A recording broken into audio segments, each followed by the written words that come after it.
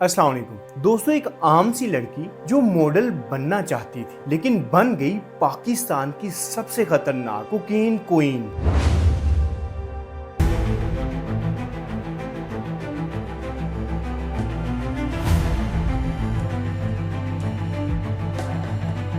और देखते ही देखते वो पुलिस को खुलेआम चैलेंज करना शुरू हो गई। पता नहीं कहाँ से आ जाते हैं मुंह उठा के मैं पिंकी को पकड़ूंगा। फिर 5 साल हो जाते हैं, 6 साल हो जाते हैं, 7 साल 8 साल 9 साल रिटायर हो जाते हैं। फिर खुद ही फोन करके आते रहते हैं कि यार मैं इतने साल पीछे लगा रहा, पकड़ नहीं पाया। तो मुझे पता है आप दोबारा मर के भी पैदा होकर आ गए ना, 10 साल बाद 5 साल बाद जब आपकी कब्र में टांगे होंगी तो एक बार मुझे कॉल करके आप भी बताना। वो साफ अल्फाज में पुलिस को कहती थी कि तुम मुझको नहीं पकड़ सकते। अफसरान जो हैं वो रिटायर्ड हो जाते हैं और मैं आजाद ही रहती हूँ। और फिर अचानक मई 2026 में वो गार्डन कराची से गिरफ्तार हो जाती है। दोस्तों, अदालत में उसे बगैर हथकड़ियों के पेश करा जाता है और पुलिस वाले उसके आगे पीछे घूम रहे होते हैं और उसे रास्ता बता रहे होते हैं कि किधर को जाना है और किधर को नहीं जाना। दोस्तों, ये किसी फिल्म की कहानी नहीं बल्कि अनमोल उर्फ पिंकी की सच्ची और खतरनाक कहानी है। उसके बचपन से लेकर ड्रग्स एम्पायर तक, उसकी जिंदगी का हर एक फेज, उसकी शादी, उसका हर एक धोखा और उसका हर एक चैलेंज। आज की इस वीडियो में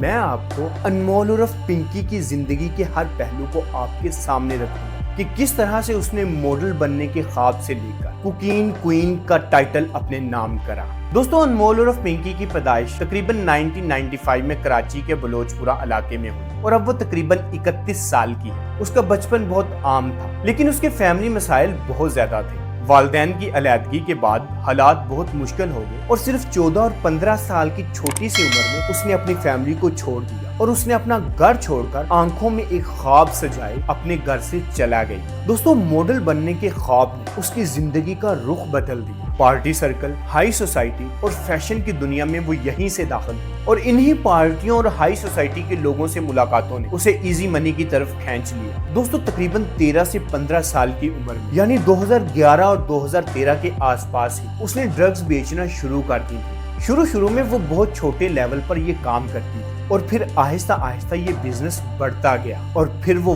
वक्त आया जब वो खुद को कहती थी कि मैं एक ब्रांड हूँ। दोस्तों, उसने व्हाइट कोक और गोल्डन कोक के नाम से कोकीन के अपने ब्रांड्स बना रखे थे। और दोस्तों, पिंकी की बनाई हुई कोकीन का सिर्फ 1 ग्राम 25,000 से लेकर 40,000 में बेचा जाता था। दोस्तों, अब सवाल यह है कि पिंकी इस ड्रग्स की दुनिया में कैसे दाखिल हुई। तो दोस्तों, पिंकी की जो पहली शादी थी वो एक लॉयर से हुई थी और वो जो वकील था वो इंटरनेशनल कोकीन नेटवर्क से जुड़ा हुआ था। और दोस्तों, उसी वकील ने उसे कोकीन बनाना और उसका कारोबार करना सिखाया। फिर क्या हुआ कि फिर दोनों ने मिलकर एक नया नेटवर्क शुरू करा। फिर वक्त के साथ साथ क्या हुआ कि पिंकी की जो थी वो डाइवोर्स हो जाती है। पिंकी ने अपना खामन तो छोड़ दिया लेकिन उसने ये ड्रग्स का कारोबार, उसने ये कोकीन का कारोबार नहीं छोड़ा बल्कि उसने इस ड्रग्स के कारोबार को और ज्यादा बढ़ा दिया। दोस्तों, वो खवातीन राइड्स और व्हाट्सएप के जरिए डिलीवरी करती थी। दोस्तों, उसने सिर्फ कराची ही नहीं बल्कि इस्लामाबाद और लाहौर में भी सप्लाई शुरू करी हुई थी। दोस्तों, तलाक के बाद साल 2023 में